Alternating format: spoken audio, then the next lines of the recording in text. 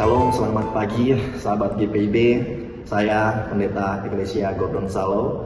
Saya pendeta jemaat di GPIB Sion Nunukan, dan saat ini saya bertugas di Bajem Alang Kuanan, Sebuku Perbatasan Indonesia Malaysia, dan juga di Pospelkes Kasih Kristus Manggaris, dan juga Pospelkes Timur Kabayakan. Mari sebelum kita mulai aktivitas kita di hari ini, kita mendengarkan renungan firman Tuhan.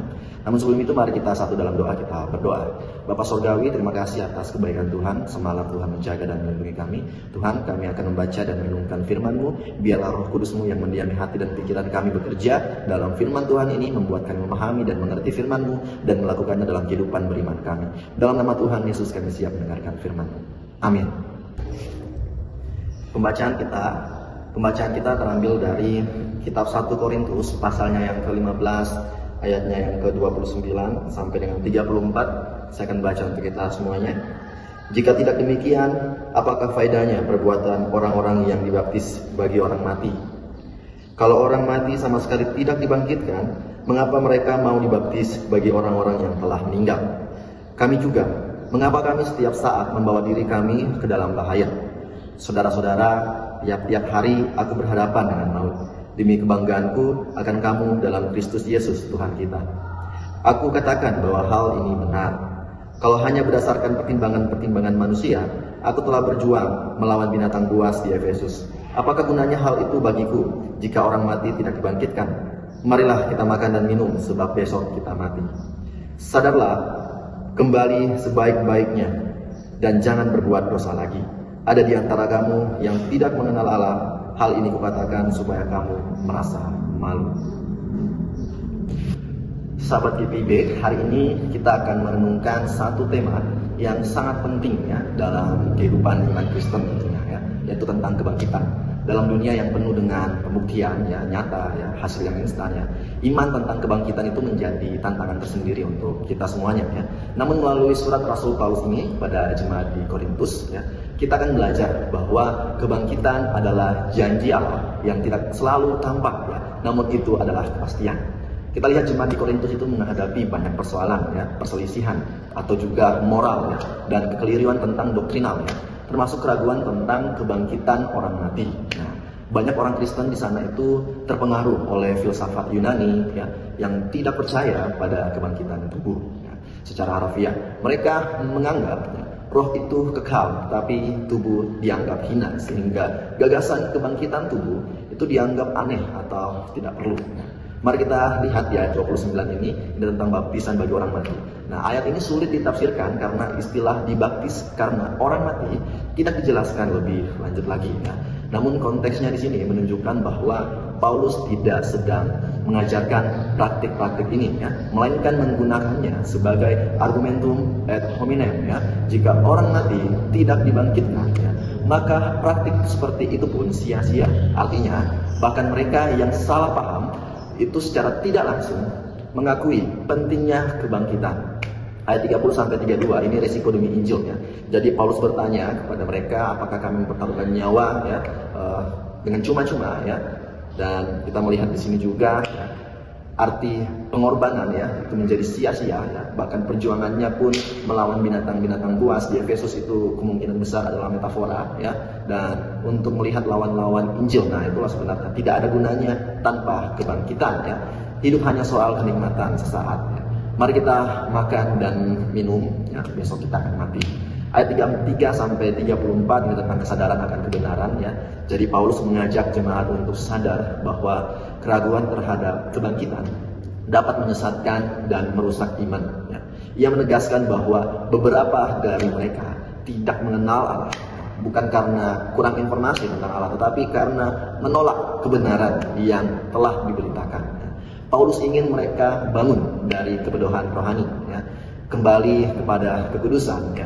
Kemudian apa yang harusnya kita lakukan? Pertama, keyakinan pada kebangkitan itu memberikan makna segala jerih payah lelah dalam hidup ini ya. Banyak dari kita menjalani hari-hari ini dengan penuh tekanan, kekhawatiran tentang pekerjaan yang menuntut ya, masalah keluarga, ekonomi, kesehatan yang makin hari makin menurun atau apapun itu ya, anak-anak ya, pemuda dengan masa depannya, dengan masa sulitnya ya.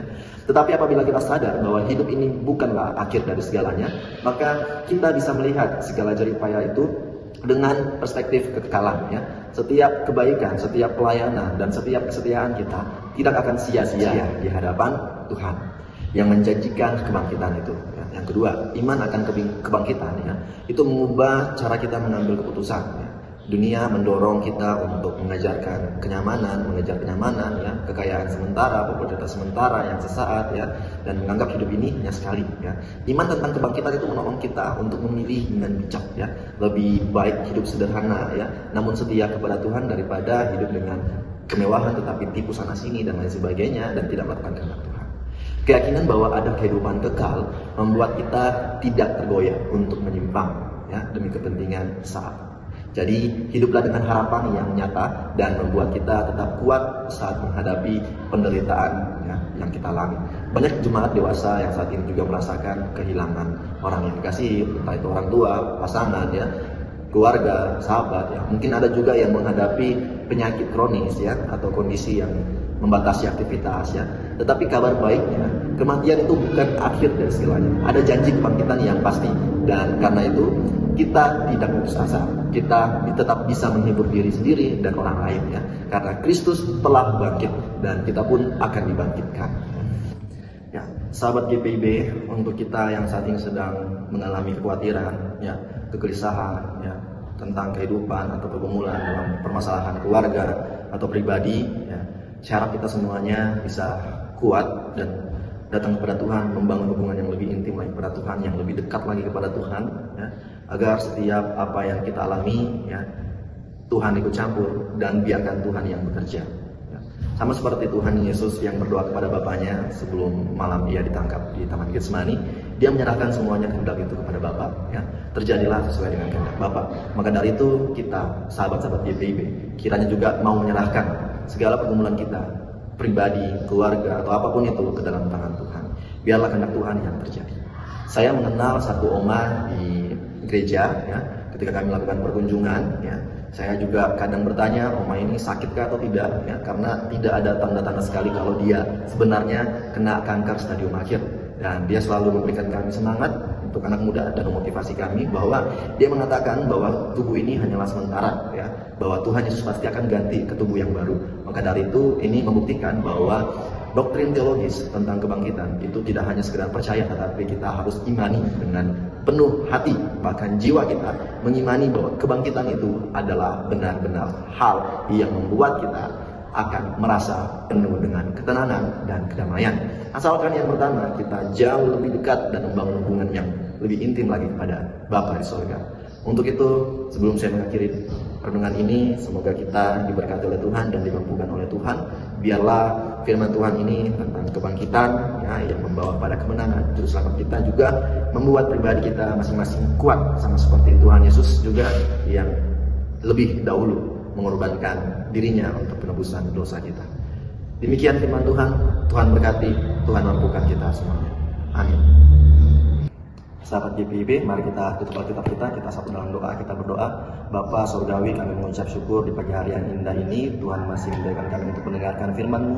Firman Tuhan yang telah kami dengarkan, Tuhan tolong berkati agar kami tetap terus yakin dan percaya dan penuh dengan iman bahwa di dalam pergumulan sekalipun Tuhan ada bersama dengan kami. Di dalam kegelapan sekalipun Tuhan ada di sana. Bahkan Tuhan selalu menjaga dan menyertai kami. Untuk itu kami berdoa untuk setiap sahabat GPIB yang saat ini juga sedang mengalami pergumulan hebat, kekhawatiran, kegelisahan. Tolong Tuhan, Engkau jamah hati mereka satu-satu, berikan kedamaian, berikan ketenangan. Biarlah damai dan sukacita Paskah yang selalu mendiami hati kami. Pengorbanan Yesus Kristus di kayu salib, bahkan kebangkitannya saat ini membuktikan bahwa Engkau adalah Tuhan dan Juru Selamat kami. Untuk itu kami berdoa untuk sahabat-sahabat GPIB yang saat ini sedang dalam pergumulan, sedang dalam ketakutan, sedang dalam kegelisahan, sedang dalam kekhawatiran, bahkan sedang dalam keadaan sakit penyakitnya. Tuhan tolong jamah, Tuhan tolong sembuhkan lewat kuasa-kuasa Tuhan yang begitu nyata dalam kehidupan kami, begitu nyata dalam sahabat-sahabat GPIB. Kami berdoa untuk setiap kami yang menonton ini, yang mungkin saat dalam kelemahan tubuh, Tuhan tolong berkati, Tuhan tolong jamah, Tuhan tolong sentuh setiap bagian tubuh yang terasa sakit. Bahkan saudara-saudara kami atau sahabat-sahabat GPIB yang saat ini terbaring lemah, bahkan juga kena kanker stadium akhir atau apapun itu penyakitnya, Tuhan tolong berkati, Tuhan tolong berikan kekuatan, Tuhan tolong berikan kesembuhan. Biarlah damai dan sejahtera Tuhan melingkupi sahabat-sahabat GPIB, bahkan orang-orang yang menonton channel ini. Tuhan tolong berkati. Kami menyerahkan segala aktivitas kami, pekerjaan kami di hari ini.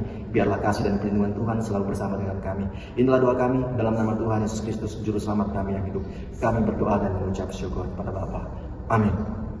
Selamat beraktivitas sahabat YPIB. Tuhan Yesus memberkati kita semuanya. Amin.